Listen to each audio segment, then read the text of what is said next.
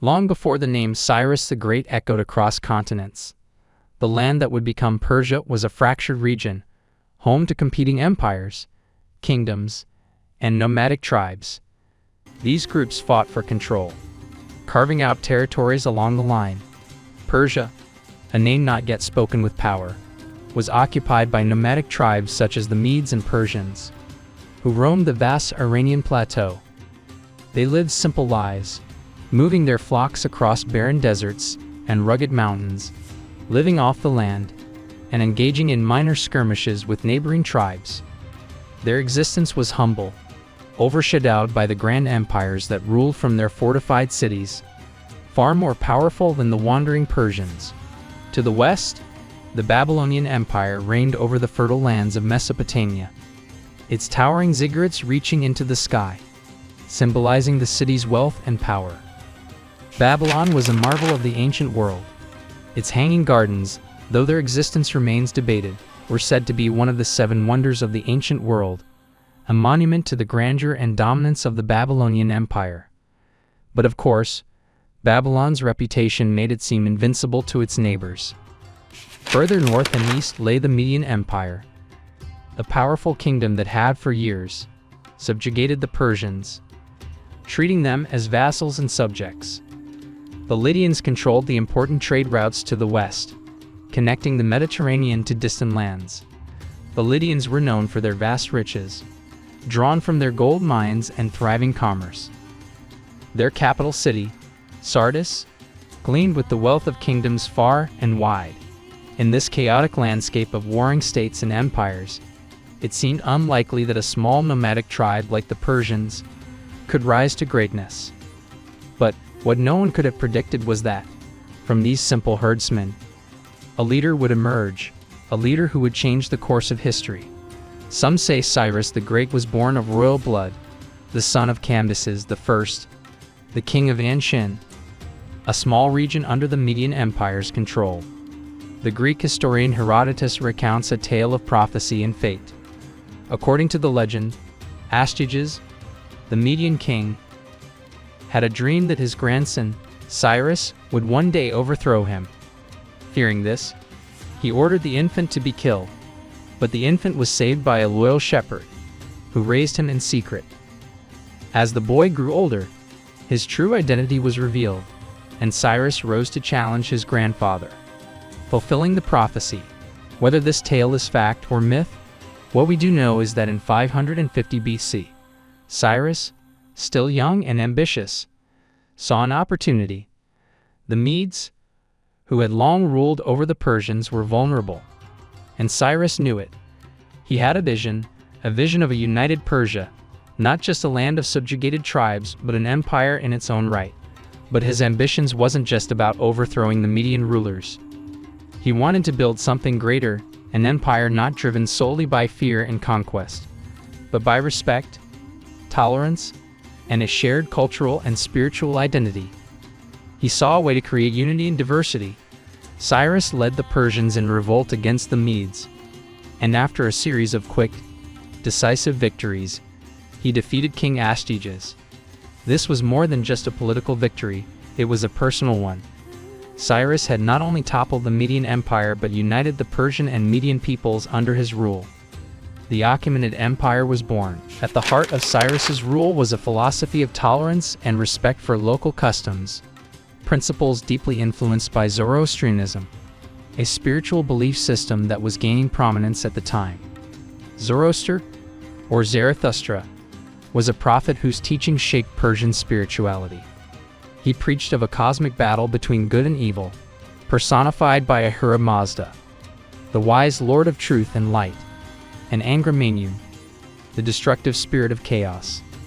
This dualism shaped Persian leadership, as Cyrus saw himself as a ruler tasked with maintaining Asha, the principle of truth, order, and justice, in the world.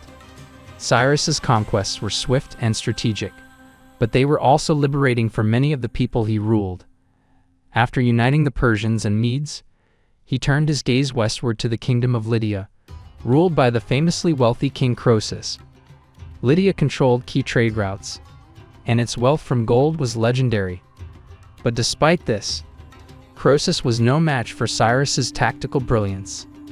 Lydia fell, and its riches became part of Cyrus's ever-growing empire. Next, Cyrus set his sights on Babylon, the jewel of Mesopotamia. Babylon's wealth and power were unmatched, but the city had grown complacent under its rulers. In 539 BC, Cyrus marched into Babylon, not as a destroyer, but as a liberator. The Babylonians, weary of their rulers, welcomed him. Cyrus's conquest of Babylon was peaceful, and one of his first acts was to free the Jewish people who had been held captive there for decades. He allowed them to return to their homeland, an act of mercy that earned him a lasting reputation as a just and fair ruler. The Cyrus cylinder, an ancient artifact that records this event, is often regarded as one of the first declarations of human rights, a testament to Cyrus's belief in governance built on fairness and respect for the people. Cyrus had indeed achieved what few before him had even dared to imagine: a vast, multicultural empire stretching from the Aegean Sea to the Indus River, a land where diverse cultures and religions coexisted under the protection of a wise and tolerant ruler. After the death of Cyrus, his successors continued to expand the empire. But it was Darius I, also known as Darius the Great, who took the Persian Empire to new heights. Darius, who came to power in 522 BC, understood that to govern such a vast territory, military might alone would not be enough. What was needed was a system, one that could manage the empire's diverse peoples, cultures, and religions. Darius was a visionary, not only a warrior but a master administrator. He divided the empire into satrapies, or provinces, each governed by a local official known as a satrap. These satraps had significant power, but they answered directly to the central authority of the king. This system ensured that even the farthest reaches of the empire remained loyal to Persepolis, the heart of the empire. Darius's rule was also shaped by Zoroastrianism, which had become the state religion. In Zoroastrian belief, the king was seen as the protector of Asha, the principle of truth, justice, and cosmic order. Temples to Ahura Mazda were built across the empire, and fire, sacred in Zoroastrianism, was revered as a symbol of purity and divine wisdom. For Darius, maintaining order and justice in his empire wasn't just a political task, it was a spiritual mission. One of Darius's greatest achievements was the construction of the Royal Road, an extensive network of roads that stretched over 2,500 kilometers from Susa to Sardis. This road allowed for rapid communication across the empire, with royal messengers able to cover vast distances in record time. This was the lifeline of the empire, connecting its many provinces and ensuring that messages, trade, and even armies could move efficiently. Herodotus, the ancient Greek historian, marveled at the Persian postal system, noting that neither snow, nor rain, nor heat, nor gloom of night could stop the couriers from completing their journeys. At its height, the Persian Empire was unparalleled in its size and power. But with great power came great challenges. One of the most significant challenges came from the west, in the form of the Greek city-states. The Greeks, fiercely independent and protective of their autonomy, refused to submit to Persian rule. When Xerxes I, son of Darius, took the throne, he inherited not just the empire but also his father's ambition to conquer Greece.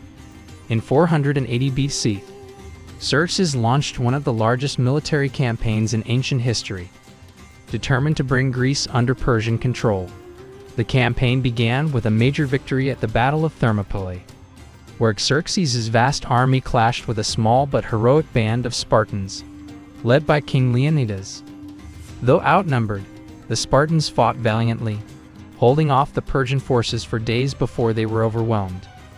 The story of Thermopylae would become a symbol of courage and resistance, inspiring countless generations. However, despite this early success, Xerxes' ambitions were dashed at the Battle of Salamis, where the Persian navy suffered a devastating defeat at the hands of the Greek fleet. Using smaller, more maneuverable ships, the Greeks lured the larger Persian fleet into a narrow strait, where they outmaneuvered and destroyed them. This defeat forced Xerxes to retreat, and the dream of conquering Greece was over. Though the Persian Empire remained strong, the wars with Greece drained its resources and marked the beginning of its gradual decline. As the years passed, the Persian Empire began to show signs of weakness. Rebellions in the provinces, constant warfare, and internal power struggles weakened the once mighty empire. But the final blow would come not from within, but from the west, with the rise of a new conqueror, Alexander the Great. In 334 BC, Alexander, the young king of Macedon, set out to conquer the known world, and Persia was his ultimate prize. With a smaller but highly disciplined army, Alexander faced the Persian forces in a series of decisive battles. The most famous of these was the Battle of Gaugamela in 331 BC, where Alexander faced Darius III, the last king of the Achaemenid Empire. Despite being vastly outnumbered, Alexander's tactical brilliance won the day, and Darius fled the battlefield. Darius was soon betrayed by his men, marking the end of his reign and the collapse of the Persian Empire. In 330 BC, Alexander entered Persepolis, the heart of the empire. In a symbolic act of conquest, Alexander set fire to the city, watching as the flames consumed the grand palaces and temples that had once symbolized the power and glory of the Persian Empire. The empire, which ruled for over 2 centuries, stretching from the Mediterranean to the Indus, was no more. Though the Persian Empire fell to Alexander the Great, its system of governance, based on tolerance, regional autonomy, and efficient administration, influenced later empires, including the Roman Empire. The concept of satrapies, or regional governors, would be used by empires across the world as a model for maintaining control over vast territories. Zoroastrianism, with its emphasis on the eternal struggle between good and evil, influenced the religious beliefs of many cultures, including Judaism, Christianity, and Islam. The ideas of heaven, hell, and Judgment Day found their way into these later religions, leaving a lasting impact on spiritual thought. Persian art, architecture, and cultural achievements also left a deep mark on the regions it once ruled. The grand palaces of Persepolis, with their intricate carvings and monumental columns, became symbols of the empire's wealth and artistic achievements. The Cyrus Cylinder, which recorded Cyrus's policies of tolerance and human rights, is often considered one of the world's first declarations of human rights, setting a new standard for how rulers should govern diverse populations. The Persian Empire was indeed a civilization that reshaped the ancient world. Under visionary leaders like Cyrus the Great and Darius the Great, Persia rose to unprecedented heights, ruling over millions and connecting diverse cultures. The Persian Empire laid the foundation for the rise of modern-day Iran, a nation that would carry forward the legacy of Persia. But that is a story for another day. If you enjoyed this video, don't forget to like, subscribe, and turn on notifications for more fascinating historical content. And also, let us know in the comments what part of Persian history surprised you the most, and feel free to share this video with others who love history. Until next time, stay tuned.